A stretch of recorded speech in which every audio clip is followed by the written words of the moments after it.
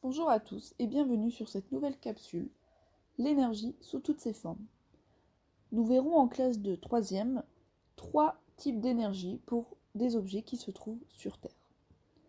Le mot énergie provient du mot grec energia qui veut dire force en action. Nous détaillerons tout ça dans la suite de la capsule et dans le cours. Lorsqu'un objet possède un mouvement, il va posséder une énergie cinétique.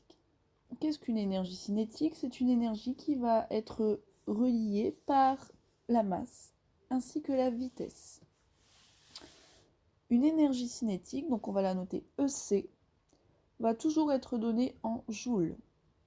La formule de l'énergie cinétique est EC est égal à 1 demi de mv carré. Donc l'énergie cinétique en joules, la masse en kilogrammes et la vitesse au carré en mètres par seconde. Cette énergie cinétique va varier selon évidemment la masse et la vitesse. Ici, nous avons une petite animation, donc 2 élèves par exemple sur un scooter. Chaque élève a une masse de 60 kg. Et donc, nous avons un graphique qui va nous représenter l'évolution de la vitesse en mètres par seconde, ainsi que l'évolution de l'énergie cinétique de l'ensemble en kilojoules. Donc, ici, nous actionnons la moto et puis nous voyons la vitesse qui augmente ainsi que l'énergie cinétique. On peut remarquer d'ailleurs que l'énergie cinétique augmente davantage lorsqu'on est dans des vitesses plus élevées. Ici, nous avons également un crash test. Donc ce crash test, pourquoi le mettre dans cette capsule? Tout simplement parce qu'il va nous permettre de comprendre les différentes déformations des véhicules à différentes vitesses. C'est-à-dire que l'énergie cinétique chute brutalement lorsque la vitesse passe de par exemple 75 km/h à 0. Et cette énergie cinétique, elle ne va pas disparaître, elle va se transformer en énergie de déformation. Une autre énergie, vous avez l'énergie de position, ou aussi appelée énergie potentielle de pesanteur. Cette énergie de position, elle va dépendre de l'altitude, de la hauteur. Elle a pour formule EP, donc toujours noté en joules, égale M fois G fois H.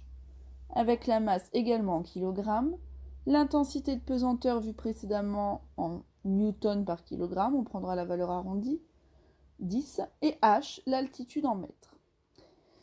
Ici, nous avons une petite animation où on peut regarder justement l'énergie potentielle qui varie au cours d'une montagne russe. Et vous pouvez le constater que lorsque l'altitude est plus grande, l'énergie potentielle augmente. Vous pouvez également remarquer qu'au contraire, lorsque l'altitude est plus grande, l'énergie cinétique est plus faible. Nous verrons juste ensuite pourquoi.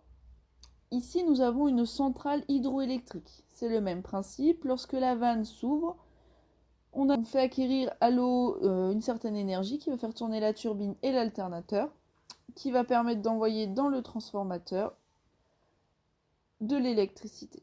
Transformation d'énergie. La résultante de l'énergie potentielle et de l'énergie cinétique, c'est ce qu'on va appeler l'énergie mécanique. L'énergie mécanique nous permet de dire que l'énergie se conserve. Donc on va pouvoir noter que l'énergie mécanique va être égale à l'énergie cinétique plus l'énergie de position. Le tout étant donné en joules également. L'énergie, elle va se convertir, elle va être transférée, mais elle va se conserver. Ici, sur cette animation, vous pouvez le voir. Vous avez donc une balle qui est tenue à une certaine altitude. On va la lâcher et vous allez pouvoir observer que l'énergie de position va, elle, diminuer, tandis que l'énergie cinétique va, elle, augmenter. Ce qui est normal puisque la balle va prendre de la vitesse. On appuie un peu plus longtemps sur le petit bouton pour voir ce qu'il se passe.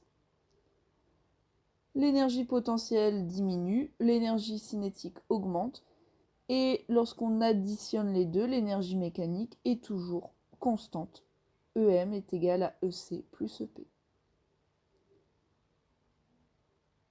Ce qu'il faut retenir de cette capsule, donc vous avez les trois formules. EC est égal à 1 demi de mv carré. EP est égal à MGH, ainsi que EM est égal à EC plus EP. L'énergie totale se conserve.